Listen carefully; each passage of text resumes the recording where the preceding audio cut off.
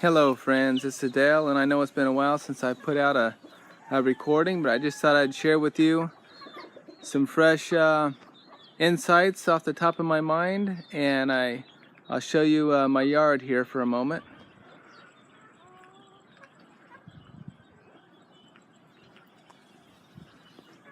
Got a yard full of chickens.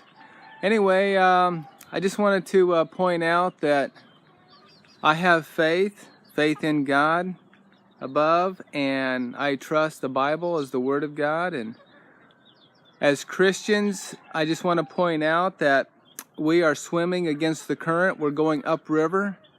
The river is flowing down in this world toward a place called hell, the grave, death, destruction, place of darkness, ultimately a place of burning of the conscience, regrets. And so we want to swim against the current. We want to go upstream. We want to go against the worldly way, up toward the New Jerusalem, paradise, heaven, the place where God is, in the ultimate sense, being reunited with our family above. And I want to remind you that God has given us a message of hope. There's one book that is unique in this world, and that is the Holy Bible. It points the way of happiness, joy, holiness, purity, godliness, righteousness, and paradise at last. Now, I trust most fully the Old King James Version, and I'll tell you why. The modern translations of the Bible are based on a different text, essentially the Roman text from the Vatican. The texts that were found in the monasteries, the texts that I think originate from Catholicism. The Old King James Version is different. It is based on the Greek for the New Testament, the Hebrew of the Old Testament, and not only that, it's based on the Byzantine text for the New Testament and the Masoretic text for the Old Testament. Now, why are these texts unique? Well, they're the most popular of all the Bible texts. There's more. What I mean by that is there's an abundance of those texts, like over 6,000 of the Byzantine text or the Greek text for the Old King James New Testament, and also the Masoretic text of the Old Testament, whereas all the newer translations are only based on one or two or at the most three texts, and that's it. But the Old King James Version texts are the ones that the Protestant Reformation was born in, the ones that Christians shed their blood for, defending the Bible, the Word of God. You remember in the book of Revelation, the first chapter, John was on the Isle of Patmos. He was exiled there for his testimony, for the Word of God and the testimony of Jesus Christ. And they tried to kill John. Tradition has it that they lowered him in a pot of boiling oil, but he didn't die. And so the king and the soldiers were exasperated how they could get rid of John because his testimony was converting many people to become Christians. He was one of the original 12 followers of Jesus Christ, the 12 apostles. He wrote the book of Gospel of John, he wrote 1st, 2nd, 3rd John, and finally he wrote the book of Revelation when he was in exile on the Isle of Patmos. He wrote to the 7 churches which are in Asia, and his testimony was to last to the end of time.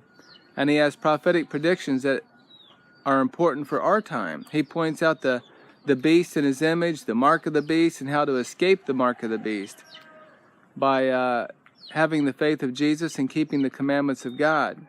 Now, what are the commandments of God?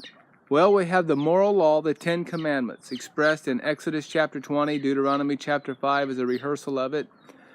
The moral law, the 10 commandments, is in 2 tablets. The first tablet contains the first 4 commandments, which is our duty toward God. The other tablet contains the other 6 commandments, which is our duty toward people. So we have the commandment, have no other gods before me, only the one and true God or God family above. The Father, the only begotten Son, Jesus Christ, the mother-daughter image, Then we have the commandment forbidding idolatry. We're not to bow down or worship the gods of this world and have idols.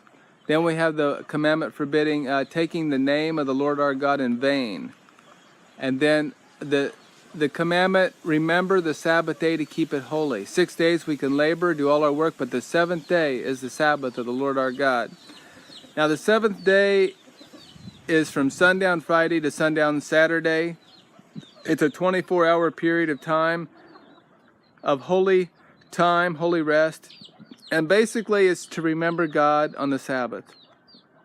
And if we observe the Sabbath, it will sanctify us and set us apart from the worldly way as followers of God. The Jews have done this for millennia, centuries, and also Seventh-day Adventists and some other groups also observe the Sabbath, the seventh-day Sabbath. And there's a special blessing in it. And I would say test it out and see. Taste and see and find out if this is the blessing you've been looking for in your life. And it's been a great blessing for me for 35 years as a Sabbath-keeping Adventist looking for the coming of Christ. And then we have the commandment, honor your father and your mother, that your days may be long upon the land which the Lord gives us. God can give us an extended life. And if we honor our parents, and I would say honor our heavenly parents as well as our earthly parents to receive the full blessing. Also, we have commandment forbidding murder or killing one another. We have commandment forbidding adultery and sexual sins. Commandment forbidding telling lies and false testimony against other people. We have commandment to forbid stealing.